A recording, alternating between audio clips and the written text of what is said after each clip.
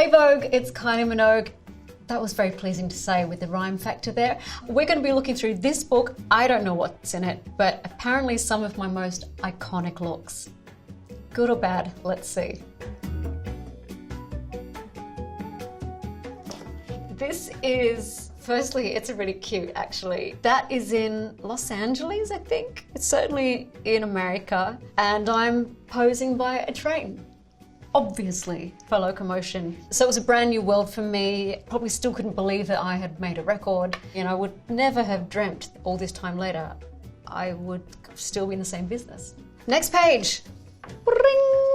Okay, this is a beautiful one with Michael Hutchence at the premiere of my first film, The Delinquents. Wow, we look great together. I was wearing Morrissey Edmiston. I think they're Manolo Blahnik shoes. Yeah, there's a distinct change from the end of the 80s to the start of 1990, and largely because of Michael actually. I was excited to try different things. The crop wig was a last minute decision. That was a bit of a news headline the next day that I'd cut all my hair off, which of course had not. I mean, great, I love it. This is Mugler for British folk. That's a look I still love and covet. Super glamorous makeup, everything's a bit over the top. This is a great snapshot of where I was then. I discovered lip liner. I mean, there's a new world. I didn't have too much control over my music, so I think I put more of it into fashion and the imagery.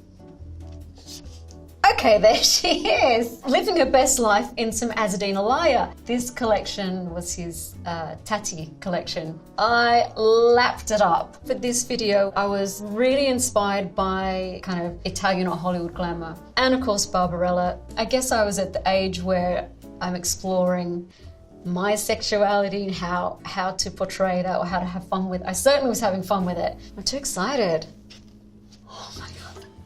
Okay, how I got away with it, maybe I never got away with this, I don't know. This is John Galliano for my 1991 tour. You know, next time it's gonna rain, I'll just grab that look and out she goes. Fully waterproof, kind of. I actually got quite a bit of flack for these because they seemed too outrageous. Looking back, maybe they were. I remember when my dad saw this show, I think all he could say was, I really liked your little white shoes. I don't think he knew what to say about the outfits. Sorry, Dad. I mean, every time I turn a page, I kind of stop breathing. This is for the Confide in Me video, 1994. I have no idea who that outfit's by, but it's full PVC top and pants. And it's probably the first time I was schooled in the fact that you have to have talcum powder within the latex to get in the latex. And then there's a whole other story getting out of the latex. The inspiration for this video was very pop art, 6 different looks, 6 different backgrounds, 6 different characters. That was something I had a lot of fun with. I also remember I'd done a fake tan the night before, and then the day of the shoot, the director said, oh, no, we want you really pale, so more makeup. We haven't even got out of the 90s, people. She's ready for a night out, isn't she? The eyeliner is living its best life. This is the premiere for Muriel's Wedding. Amazing film. It is so 90s. The clean lines, the spaghetti straps, the length or not the length of this dress. I'm wearing, I remember, pink cross-strappy sandals that I loved. They'd had a few nights out dancing. If we made it out of the 90s, okay. I think I have an idea what might be coming next. I could be completely wrong. I knew it! Okay, gold hot pants, what can I say? This is from the video for Spinning Around in a Stella McCartney top. Hot pants from I don't know where. They were 50p in a charity store that my girlfriend Katerina Jeb bought for me. My stylist suggested I wear them for this video, and the rest in this instance is history. Did you ever think that these hot pants would end up behind bulletproof glass in a museum? No, I didn't. I could not have foreseen the life or the reach of these hot pants. I do remember the fitting, and I was kind of timid. I put them on. I said, well, what do you, I said, they're like, you know, digital turnaround. This is what they are. And she just said, that's happening. I remember on the video day, red light on, record, do it, do it, do it. Cut. I feel really embarrassed. I also didn't know that she had chosen quite a snug crop. Anyway, by the end of the second day, Modesty was on an extended break. So 50 pence well spent. I have no idea what the next look's going to be. I'm going to have a heart attack with all of these pictures. Okay. Oh my God. My poor father. This was 2000 MTV Awards. I loved my Manolo Blahnik shoes then. So I had a series of them with little diamantes down the heel, which was just two little bits of heaven for me. And the dress, if you can call it a dress, is Julian McDonald. Basically has no back whatsoever. It barely has a bottom. In my dreams, it would be akin to something that Cher would have worn in a 70s Cher TV spectacular. And I think I just got away with it. I hope. Let's go, let's go. The Green Fairy absinthe in Baz Luhrmann's Moulin Rouge was a last-minute thought by Baz Luhrmann. I think I was somewhere in Europe and my manager says, well, Baz Luhrmann wants to speak with you. So I spoke with him and he asked if I would be the Green Fairy that would be CGI'd into the movie. There was quite a bit of harness work, which always starts out as fun and in the end you just hurt. Yeah, I absolutely love her. You know, she's intoxicating and then she turns quite troublesome, let's say. What have you got for me this time? Video for Can't Get You Out of My Head. This is Mrs. Jones' hooded catsuit, very often called a dress. Not a dress.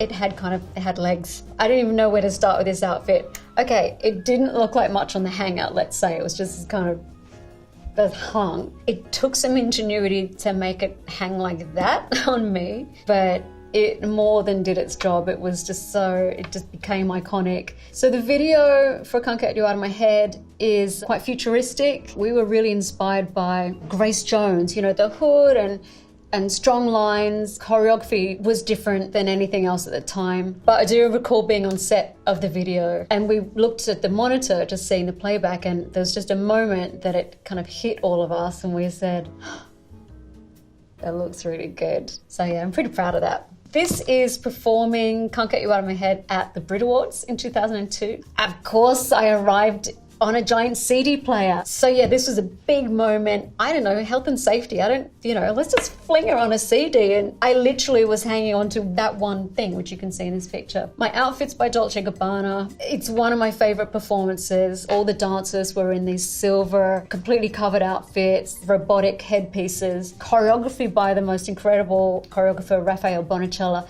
with all this weird modern movement, which I think I only learnt the day before. So of course, not really prepared, but sometimes that's the best way. Keeping with the kind of modern theme, white again, and a little bit futuristic. Next look. Great. I don't know. Has that been on there the whole time? I don't know. I think it has. Oh well. If this was from opening night of the Fever 2002 tour, I was a bag of nerves. The fitting for this with Dolce & Gabbana, I was like, I can't wear that. And you've got everyone with the wider view saying, yes, you can. I love the extra adornments, which are by the jeweler Johnny Rocket, who made my cyborg reveal, which I was basically stuck in until the electronics would reveal one leg, then another leg, arm, and then the headpiece would come up. So it's this beautiful, incredible structure until the night that the electrics didn't work and I was stuck in there just thinking, I'm sure it's meant to have opened by now. Okay, it's getting a bit long now. Okay, I actually cannot get out of this thing. Thankfully, one of the dancers, just in character, his kind of robot character, came over and released all the parts of me, so I made it. I literally made it just in time to start singing. That was a good tour. People still talk about that one, so I'm proud of that. 2003. You've chosen some really nice pictures. I'm waiting for the one that I just have to run out of the room.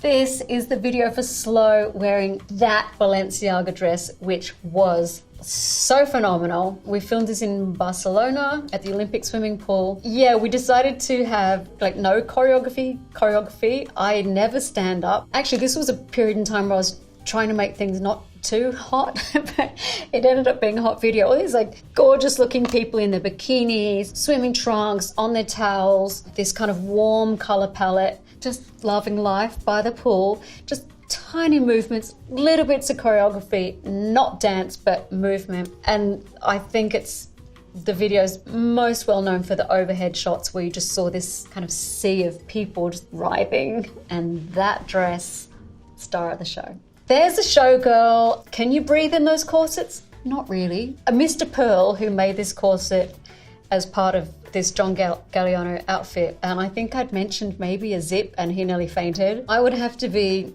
laced up into this pre-show, and then for the quick change, which is always quick, be cut out of that and quickly get into the next outfit. There's a reason showgirls just kind of parade around because there's not much else you can do. Aphrodite, gosh, what a tour. That was over the top. It was so over the top. There was a lot going on. All my costumes were done by Dolce. It's a mini at the front and it's a maxi at the back. I've got gladiator, gold glitter gladiator, try and say that in a hurry, gold glitter gladiator boots, pearls because she's come from the sea, gold because she's fierce and mighty, she's Aphrodite. You know, just doing a bit of a Venus arriving in her incredible shells. I'm not even peeking at the last look. Okay. Aww. Oh, that's so nice. You sure there's not like the back half of this book is like the life and looks that I'd rather forget? Okay, this is Glastonbury 2019, performing in the legend slot. That meant so much to me. I'm getting emotional thinking about it. I actually wore this dress on the Golden Tour. Doesn't really look like it in this photograph, but when it's under light, it just shimmers. Every crystal's put on by hand, which I just can't even imagine that happening. I was due to headline in 2005, which was already a massive, massive moment for me because, you know, I'm a pop artist and it's not that many pure pop artists would have that position or that moment. I was diagnosed with breast cancer, so I had to cancel. But as the years went by, I thought, I've missed that moment. It was there and I missed it. But then I had it later, and I really don't want to cry, but I got there in the end. It was amazing, and I really felt like a lot of the audience had been on that journey with me. They were aware of the history. They knew that there was that moment, and it didn't happen. And trust me, I work hard, I ride the highs, I try to survive the lows. But I did work really hard to keep going and to have this moment. So I think I'll always be emotional when I see things from Glastonbury, because it's not just Glastonbury, it means so much more to me, and really was a kind of triumph actually in my personal history. Thank you, Vogue, for that trip down memory lane, which ended a little bit emotional. You know, there's emotion on every page actually. If any of you were to look through your photo albums with all of your looks, what fashion does and who you were at that time, what you were going through, we all have our stories for that. So this is some of my stories. There's more to come. But for now, thank you so much.